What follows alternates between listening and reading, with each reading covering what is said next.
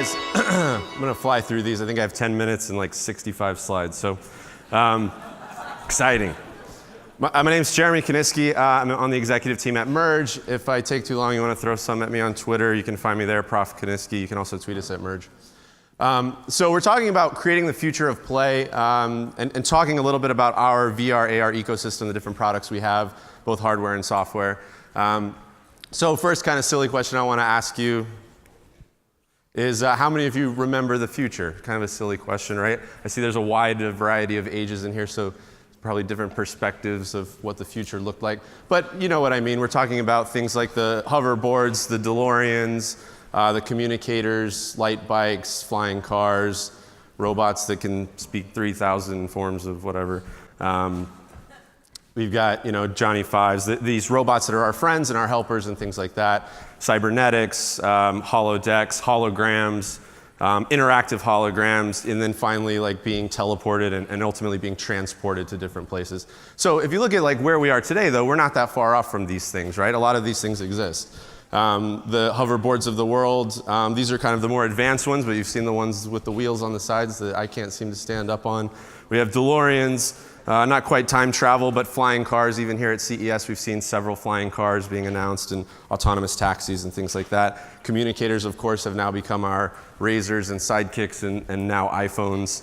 I don't know if you guys remember this Sidekick thing, but Johnny Fives have become things like the RoboHans, Alexas, our first sentient citizens, things like this. And of course, holograms have, like Princess Leia, have now become Tupacs. So kind of interesting. So again, not that far off. And so kind of what I want to talk to you about is the way Merge sees the future and the things that we're building and sort of how we're getting there and things we're sort of learning along the way. And if you're interested in doing things like this, sort of how we are approaching it and how you might approach it too. So kind of going through a quick lineup of our products if you're not familiar so you can kind of get an idea. Looking again back on what's been presented in science fiction and sort of now what exists. We make a variety of different AR, VR goggles. So the idea of being transported somewhere is kind of this idea. Back in 2013, we released this. It's the first mobile VR headset. This is actually the second version of it, but first mobile VR headset that sort of transports you to these virtual worlds. One of the first things you do when you're in virtual reality is when someone tries it, if you've seen them, they put their hands out, right? And they want to start grabbing things. They want to either hold tools, they want to play with lightsabers, they want to touch things. And so again, in 2015, we announced a motion controller that allowed anyone with any kind of phone, with any kind of VR device to access their hands in the virtual world in a simple way. This is kind of an interesting thing that kind of speaks to the next product, but I kind of wanted to describe it. So this was presented at SIGGRAPH in 2012. And this was by Professor Hirose. He was the advisor on the project. He's kind of considered one of the grandfathers of virtual reality from the University of Tokyo. The idea, the quick concept here is, on the far left, we're kind of using haptic feedback and our visual sense to change people's perception. So if you look at the green cylinder on the left, that's underneath the table, and I would reach under and touch the green cylinder. On the top of the table, I see a cylinder on the table. And so I see a cylinder, I touch a cylinder, I feel that it's a cylinder. But then what we do is we take the screen and we then turn the cylinder into a cone. And then I reach under and I grab the cylinder and I feel like I'm grabbing a cone. So it's this idea that we can hack people's perception based on what they see and what they feel.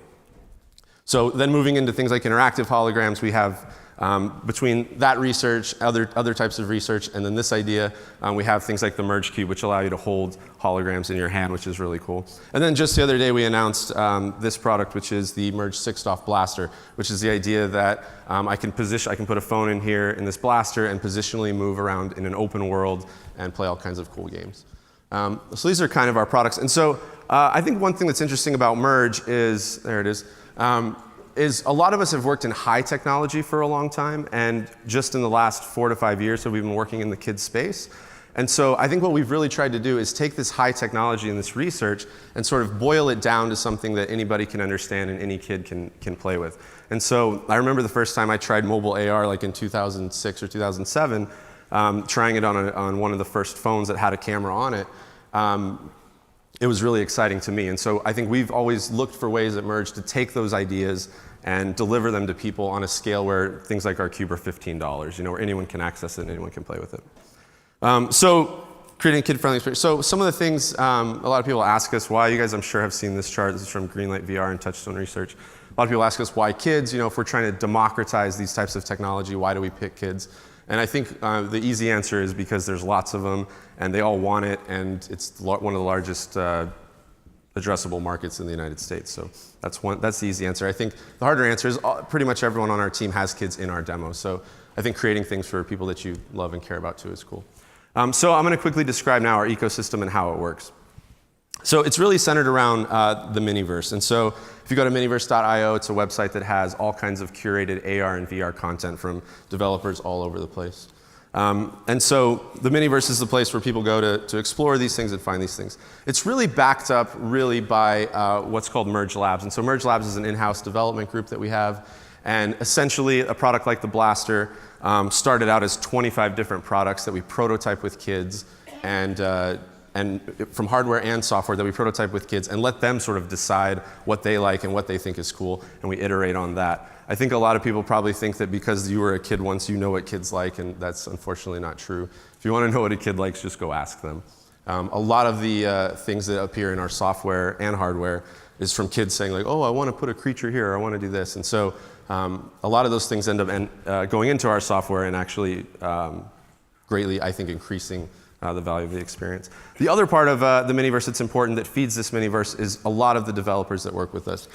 So I think there's sort of three things that are important to why our development outreach has been successful. And so I'll kind of list those for you. I think one of them is a little bit intangible, and that's that a lot of us on the team have worked or run studios like these before, and so we have a lot of these connections with game developers, experience builders, things like that. The other answer that's a lot easier is we have a $1 million development fund. So we throw money at these people to build cool experiences if they have cool ideas that they need help executing. So that's everything from product, helping produce the actual stuff, to doing research and development on it, to doing marketing and stuff like that too. So we kind of take different types of publisher relationships with a lot of these studios to put these things out and get them on the Miniverse so kids can experience these things. And then really ultimately it's sort of about then the kids knowing, and ultimately not just kids, but anyone who has these products, knowing that when I'm getting these products, I know if it's an AR, VR product, I can go to the Miniverse, access the Miniverse, and get content every day that's awesome for these products. And there's always new content coming out. And then on top of that, I can sort of know what's good and what's not based on how people on the Miniverse have rated these different applications. That's kind of the idea. So I don't know how much time, probably like a minute or two. So a lot of people then ask, what does the future look like? What does it hold? So I think I have three sort of ideas that we think about when we're developing products. And the first one is not just what does a kid want to do and what's entertaining to them, but sort of what does the kid's room of the future look like? What does the kid of the future look like? And what are the things that they're doing? What do their walls turn into? What do their ceilings turn into? Does the floor become lava? Posters turning into interactive screens, windows becoming interactive screens, stuff like that. And so ultimately what we get to is like this idea that all of these objects will have digital layers. I think a lot of times people build software with the intent to make hardware obsolete or to remove hardware.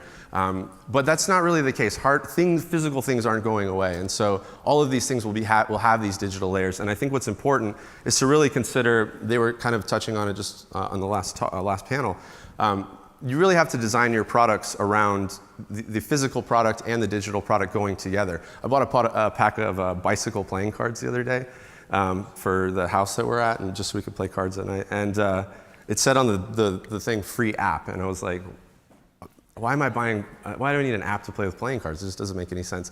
So a lot of times those things are stamped on as an afterthought, and I think to be successful with your software development, you also have to incorporate it heavily into your product. And so then the last thing really is the future is also very spatial. And so I think you see this with some of our latest products, but especially, for example, with our 6DoF Blaster, is this idea that spatial computing is not just going to change the way we work and the way enterprise works and the way how productive we are, but it's also going to change the way kids interact with the world too. And so figuring out ways to include spatial computing into the different products that you're building and how all those products work together is really important too. So that's all I got for you. Check us out. We're in the South Hall and also here at the stands and showing off all these products. So thank you very much.